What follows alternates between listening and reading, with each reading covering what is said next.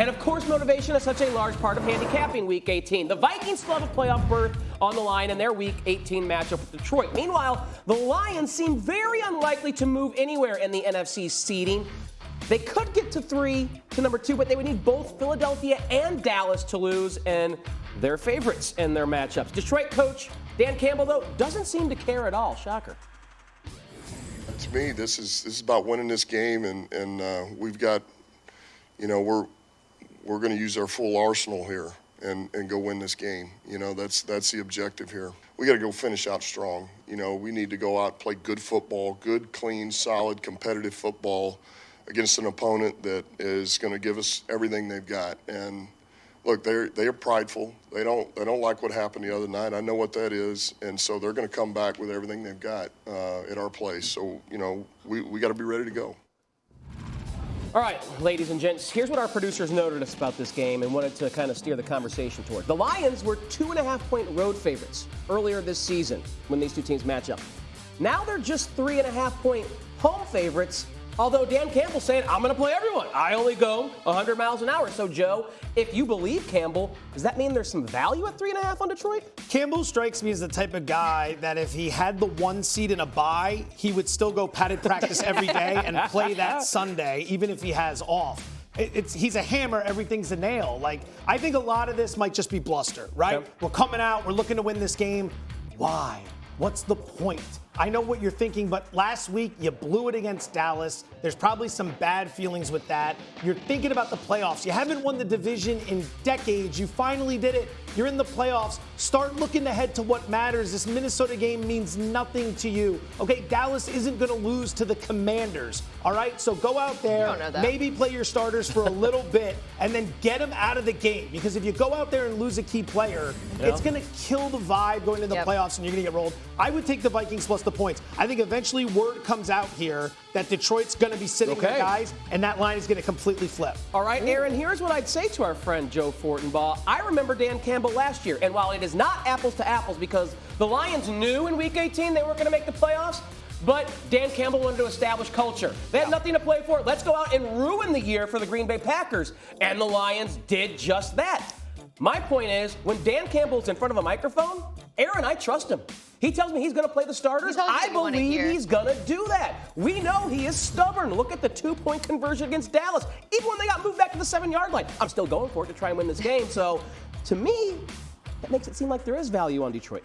Yeah, I mean, in terms of the line, it's not that off-putting. I mean, they were already a road favorite. Now they're -3.5 at home. I liked it better when it was -3, obviously. I mean, with the hook that you get, I would lean more towards Minnesota Vikings in a way. But also keep in mind, the Detroit Lions are really good after a loss against the number. They're 4-0 against the spread off a loss so far this season. Not to mention, go back to last season, 7-0 against the spread when coming off a loss. Some of those were just blowout-type style wins.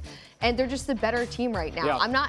It's not the Vikings defense that I'm really concerned about. It's just the offense. Nick Mullins, I mean, they're averaging 13 points for the last 3 games. They're not putting up any points to really hang with the team. Let's say Detroit comes out in the first half. They start firing, get some touchdowns on the board. I don't know. I don't really like the game in general, but I don't think the line is off necessarily. Stefanski in Cleveland gets it. Rest your guys. You've earned it. Campbell's still thinking like a guy who's a bottom 5 team trying to build culture, like you said. You've built the culture. You're a playoff team now. Act like it. Start thinking about the playoffs. I think they go out with the starters, and then eventually they get them out of the game. You're going to look ridiculous. First quarter, making first half. those decisions last week. Yeah, first half is the way to approach it. If you like Detroit, look at the first half. If you're playing Detroit to go, you know what, to the wall. I almost said it there. Almost said it, Dad. But I had to restrain. It's 4 p.m. Probably good to err on the side of caution. Yeah, if you're going all the way for the 4 quarters, someone gets hurt, you're just going to look like a fool. I mean, come on. Get ready for the playoffs. Dan Campbell went all the way last week, and you could call him foolish if you'd like. 2024, baby. You see it. 4-1 record. New year, right? And those are the picks we gave last week, so 4-1. Numbers and what? The other numbers? Don't worry about it. Keep it moving, buddy. Actually, some of the games were before New Year's Day, and we know the bookkeeping. We're just having a little bit of fun, and the picks last week were, in fact, 4-1. Stanford Steve, what did he give you? Pistons, money line. We are officially in heater territory. Now, this week is admittedly a bit of a mess, but I've always kind of liked these spots. And it's funny how often teams who allegedly have nothing to play for upset the old apple cart of the team with everything on the line. First pick doesn't really fit that mold, but I don't feel a groundswell of support for the Colts in the Saturday night visit from Houston, so we're going to take the home team in that one. Only a couple more, as there's so much uncertainty this week in terms of who's going to play, and a lot of the other games don't fit our mold, but I do only have one more chance to back the Panthers, who were last seen not scoring a point and their owner chucking drinks at people. Kind of have to back the Panthers if you're me. Tampa Bay, they only need to win by 4.5 against the corpse that is Carolina. What's that all about? I'll tell you what it's all about, an invitation to keep pounding, baby. Panthers. And one last spot, our buddy Mike Vrabel said it well. Losing bleeping sucks. Indeed it does. Is this segment called Loser, Steve? No. No, maybe it should have been this year. The hell with that. You're a winner, Braves. So am I. And if you take the Titans and the points in the Jags must-win game, you will be a winner too. That's it.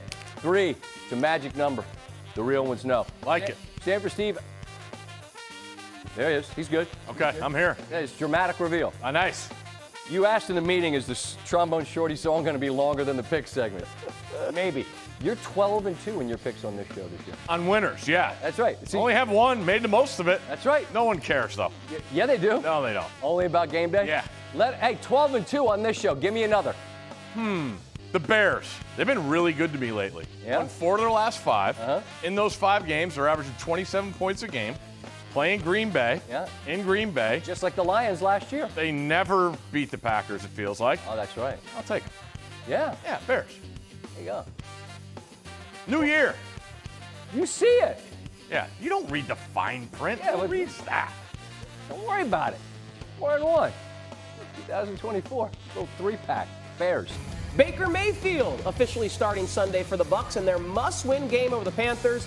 Mayfield had been dealing with a rib injury and has $1 million worth of incentives to play for as well. Not You surprising figure he's that gonna out. You tough get some that out. cortisone. Awesome. Will Levis out for the Titans against the Jags with a foot injury. That means Ryan Tannehill will get the start. Titans are looking to spoil Jacksonville's playoff hopes. As for the Jags, we mentioned it earlier, Trevor Lawrence still iffy to return from a shoulder injury. Doug Peterson wants to see Lawrence throw the ball harder in practice tomorrow before making a decision. Jags are now laying 3.5 after the line touched as high as 5.5 on Jacksonville. Again, they win, and they're the AFC South champs. So, Joe, how would you approach this Jags-Titans game with uncertainty surrounding such a key player? Well, first off, Tannehill's headed for free agency. He's got to be like, why are you playing me? I don't want to get hurt. I'm trying to make money here, Vrabel.